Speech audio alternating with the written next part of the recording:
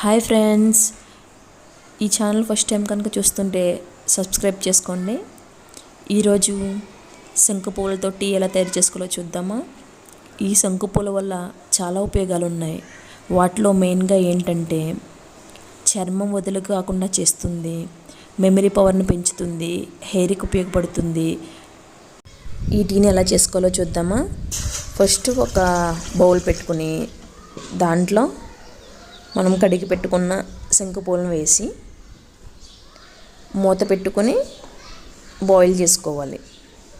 ఈ శంకు పువ్వులు అనేవి నీరసం, నిద్రలేమికి కూడా చాలా ఉపయోగపడుతుంది, ఒత్తిడికి కూడా చాలా ఉపయోగపడుతుంది. ఇలా కలర్ చేంజ్ అయ్యాక ఒక వడగట్ట తీసుకుని ఇలా వడబోసుకొని ఒక గ్లాస్లో సర్వ్ చేసుకుంటే శంకు పూల tea ready. Thank you for watching. Please subscribe my channel, like, share and comment.